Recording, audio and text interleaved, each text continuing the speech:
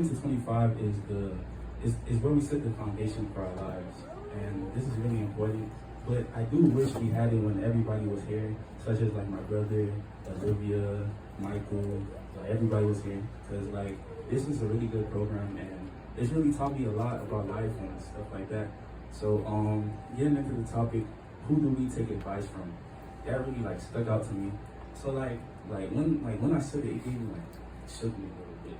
So like I'll usually go on walks in the afternoon, and I would just be thinking about the topic when I go onto the walk. I was just thinking. So can we go to the next slide?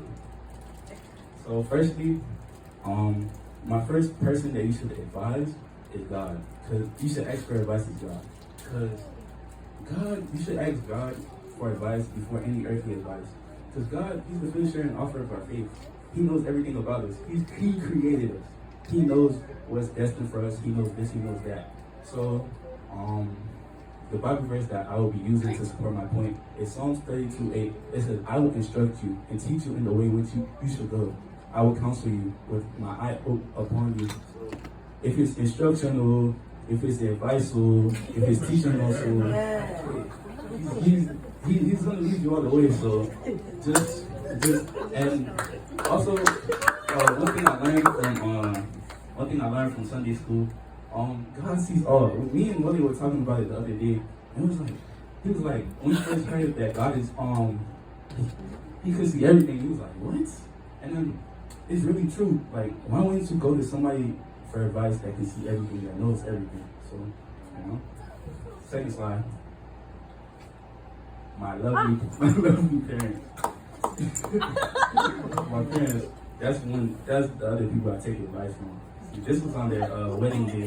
So, they were still fresh then, you know what I'm saying? So secondly, you should take advice from your parents, because I feel like God put our parents, like he matched us with people that we're compatible with, like that will help to guide and take care of us. And like people, and I know like it's controversial that you sometimes don't agree with your parents say, but like your parents are feeding you, they're clothing you. You think they're gonna do all of that just to lead you down the wrong path? Because I used to be like every American kid, oh, they owe me this because they gave birth to me. They don't owe me anything. They don't owe me anything in life. So I just think that if your parents are advising you, you should listen to them, because they're not going to lead you astray. They're not going to do anything that will hurt you. And what I have to support this is in the commandments. Honor thy father and thy mother. God blatantly said that we should listen to whatever they have to say. So why wouldn't you? God even instructed us to go and listen. And Proverbs 1:8 also says, listen, my son, to your father's instructions, and do not forsake your mother's teaching. This is reminding us that listening to our parents will help us in our lives. So next step. And also my parents always tell me that, and they would be like, come on, Jimmy. Like when he tells me to do something, he'll be like, come on, Jimmy. You know that will never lead you to any bad thing or anything that's gonna lead you in trouble. So elders, this is like back in the day. This is like beginning of the church. So we have my mom, we have pastor, we have mommy and pastor right there too. My elders. My elders are like one of the most important people in my life. I feel like we should take advice from our elders, because in Job 12:12 it says, wisdom belongs to the aged and understanding to the old. This is reminding us of the value of speaking with older adults. Another example could be the story of Solomon, and how Solomon sought the expertise of older men who helped him with important decisions for the kingdom of Israel. Next one.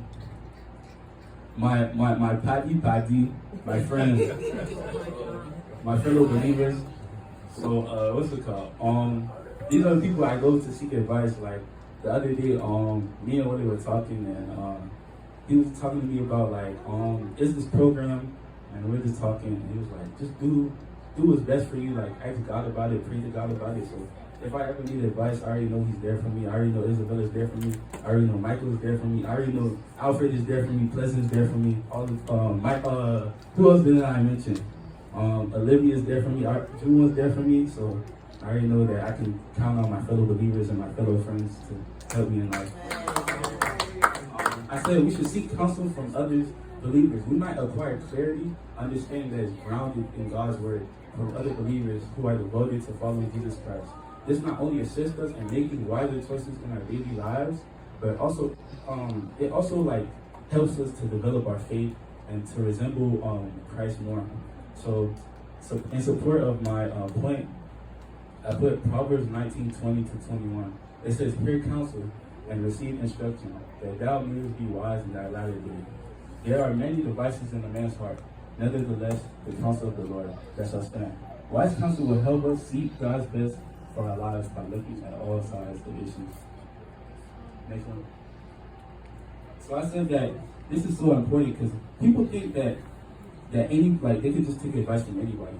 But if you're a true Christian, you use the Bible to. God already gave us the plan. God already. That's the crazy. God already gave us the plan in the Bible. So why are we looking for some? I was talking to my mom. We have society laws and we have Bible laws. Those they don't match each other. They can't conflict. So you can't ask somebody that's not a believer that doesn't have the same mindset as you. And for example, like when you're talking to a non-believer and they say follow your heart, doesn't your heart lead you to do wrong things at times? So you know what I'm saying? Like that's just how I think. So to the next slide. So last question for the people that say, "Oh, I'm talking to God. I can't find God. My parents are not listening. I don't have my parents are not giving me advice." You ask yourself, what would Jesus do?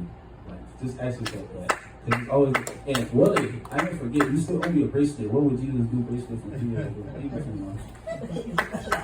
That's all I have to say.